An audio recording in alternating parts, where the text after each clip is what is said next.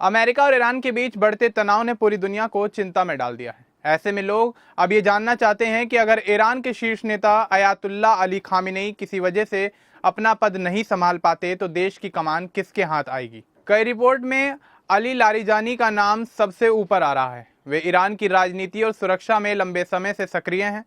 सेना में काम करने का अनुभव, संसद और सुरक्षा परिषद में भूमिका के कारण उन्हें भरोसेमंद माना जाता है। मौजूदा हालात में उनका नाम चर्चा में है क्योंकि वे मुश्किल समय में देश को संभाल सकते हैं। लारिजानी का जन्म 1958 में इराक के नजफ में हुआ था। उनका परिवार धार्मिक है और ईरान की राजनीति में प्रभावशाली। उन्होंने शिक्षा, सेना और राजनीति में कई पद संभाले। तो चलिए आगे बढ़ते हैं और आपको विस्तार से बताते हैं अली लारिजानी के जीवन के बारे में। दरअसल अली लारिजानी का जन्म 3 जून 1958 को इराक के नजफ शहर में हुआ। नजफ एक धार्मिक जगह है जहां शिया मुसलमानों के लिए महत्वपूर्ण स्थल है। उनके माता पिता ईरान के थे लेकिन कुछ कारणों से इराक में रह रहे थे। उनके पिता आयतुल्ला मिर्जा हाशमी अमोली एक बड़े धार्मिक विद्वान थे। परिवार मूल रूप से ईरान के माजंदरान प्रांत के अमोल शहर से था। जन्म के समय परिवार इराक में था लेकिन अली की उम्र ज्यादा नहीं हुई थी कि वे वापस ईरान आ गए। यह समय उनके जीवन की शुरुआत का था जहां धार्मिक माहौल ने उन्हें प्रभावित किया। बचपन से ही उनको धर्म की शिक्षा मिली जो आगे चलकर उनकी सोच को मजबूत बनाती रही। परिवार में 5 भाई थे और सभी किसी न किसी क्षेत्र में सफल हुए। यह जन्म ईरान की राजनीति में एक बड़े नाम की शुरुआत था। साल 1961 में जब अली लारिजानी की उम्र करीब 3 साल थी तब उनका परिवार इराक से वापस ईरान आ गया।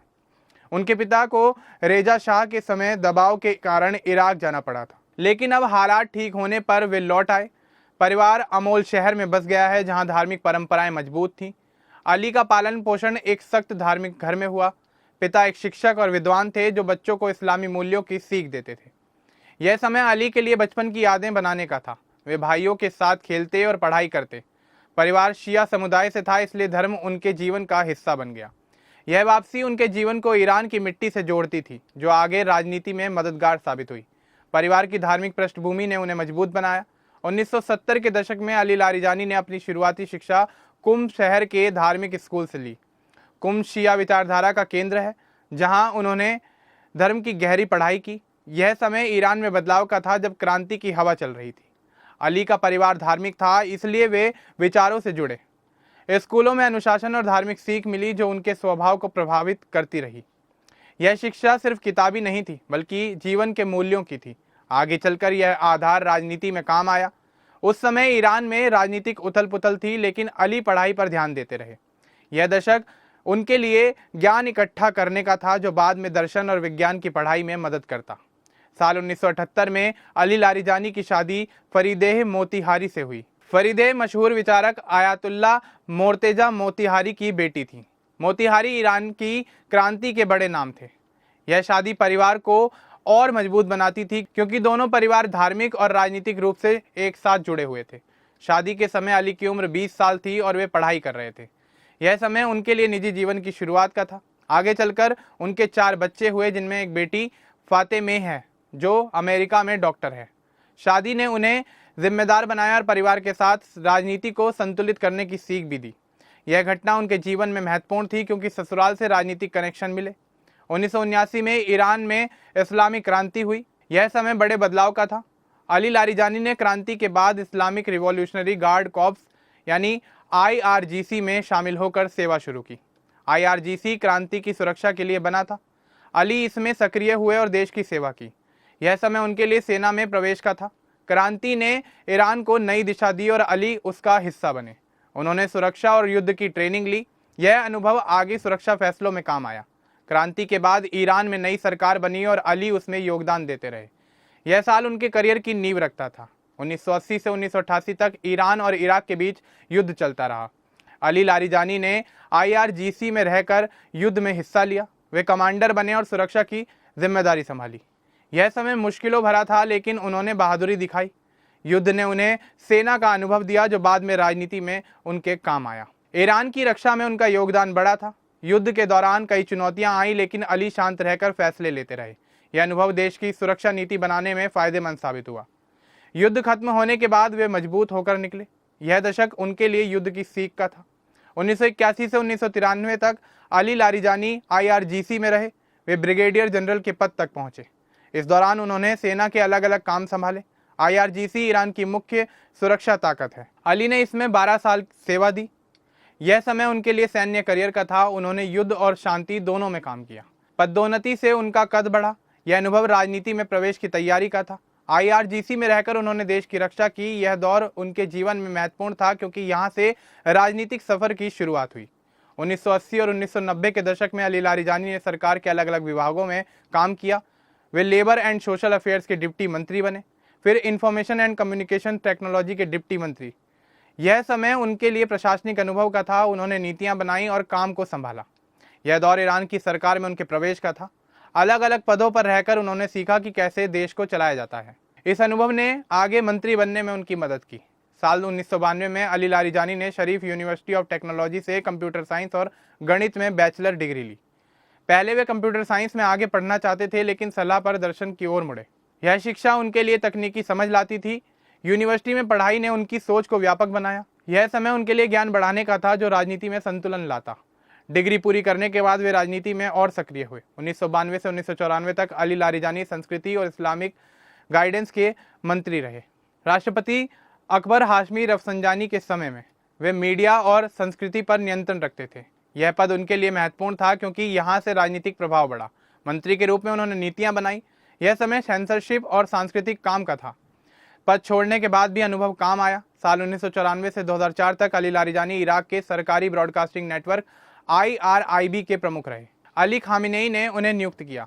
यह पद 10 साल तक संभाला। यहाँ उन्होंने सरकारी संदेश और प्रोपेगेंडा संभाला, मीडिया पर नियंत्रण रखा। यह समय उनके लिए मीडिया अनुभव का था जो राजनीति में मदद करता। पद पर रहकर उन्होंने देश की छवि बनाई। 1995 में अली लारिजानी ने तेहरान यूनिवर्सिटी से वेस्टर्न फिलोसफी में PhD पूरी की। उनकी थीसिस कांट की फिलोसफी पर थी। उन्होंने पश्चिमी विचारकों का अध्ययन किया। यह शिक्षा उनके लिए दार्शनिक गहराई लाती थी। PhD ने उन्हें शिक्षक बनाया। वे तेहरान यूनिवर्सिटी में प्रोफेसर बने।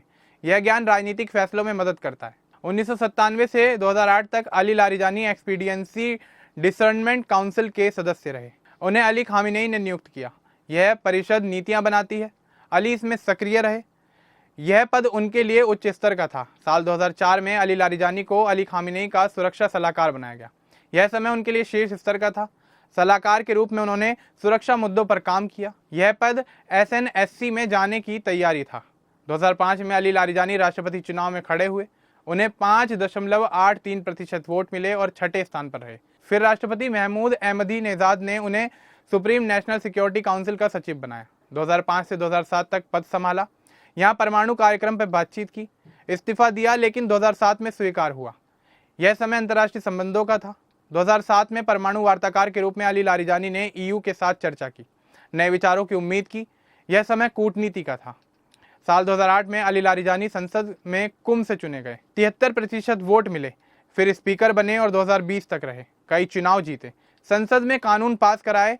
यह समय विधायी काम का था। स्पीकर के रूप में दलों के बीच तालमेल बनाया। 2016 से 2020 तक अली लारिजानी संसद में फिर चुने गए। 40% वोट मिले। स्वतंत्र गुट में शामिल हुए, स्पीकर बने। साल 2020 में अली लारिजानी को एक्सपीडियंसी डिसर्नमेंट काउंसिल में फिर नियुक्त किया गया। भाई सदेक के साथ काम किया। 2021 में अली लारिजानी राष्ट्रपति चुनाव के लिए नामांकन किया, लेकिन गार्जियन काउंसिल ने अयोग्य घोषित किया। कोई कारण नहीं बताया। साल 2004 में फिर राष्ट्रपति चुनाव के लिए आवेदन किया, लेकिन अयोग्य रहे। 2025 में मार्च में अली लारिजानी ने कहा कि अगर अमेरिका या इजराइल हमला करे तो ईरान परमाणु हथियार बनाएगा। जून में ईरान इजराइल युद्ध शुरू हुआ। अमेरिका ने ईरान के परमाणु स्थलों पर हमला किया। अगस्त में राष्ट्रपति मसूद पेजेश्कियन ने उन्हें SNSC का सचिव फिर से बना दिया। विरोध प्रदर्शनों का प्रतिबंध किया। साल 2026 में जनवरी में अमेरिका ने अली लारिजानी पर सैंक्शन लगाए। 2025 से 2026 के विरोध प्रदर्शनों के दमन के लिए उन्हें क्रैकडाउन का मास्टरमाइंड कहा। बेटी फातेमेह को अमेरिका में विरोध का सामना करना पड़ा और नौकरी से निकाला गया। EU को चेतावनी दी। IRGC को आतंकवादी कहने पर EU को चेतावनी दी। फरवरी में खामिनेई ने उन्हें उत्तराधिकार योजना में महत्वपूर्ण जिम्मेदारी दी। युद्ध की स्थिति में देश संभालने के लिए, विरोध प्रदर्शनों में भूमिका के लिए। IRGC से जुड़े पैसे के आरोप के बाद भी वे सक्रिय रहे। अली लारिजानी ने अपने जीवन में कई किताबें लिखी, जैसे कांट की फिलॉसफी पर। वे तेहरान यूनिवर्सिटी में पढ़ाते हैं। राजनीति के साथ बौद्धिक काम जारी रखा, उपलब्धियों में परमाणु समझौता पास कराना, चीन और रूस के साथ संबंध मजबूत करना, विवादों में सेंसरशिप, नेपोटिज्म, सैंक्शन। लेकिन वे ईरान की राजनीति में मजबूत बने रहे। उनका परिवार राजनीतिक और धर्म से जुड़ा रहा। भाई सदेक न्यायपालिका में, मोहम्मद जवाद राजनीति में। यह जीवन ईरान की सेवा का रहा। आने वाले समय में उनकी भूमिका बड़ी हो सकती है। अब इस पूरे मामले को लेकर और अली लारीजानी की जिंदगी को लेकर आपका क्या कुछ कहना है, हमें कमेंट बॉक्स में जरूर बताएं। बाकी इस तरह के और अपडेट्स के लिए हमारे चैनल को सब्सक्राइब करना ना भूलें। धन्यवाद।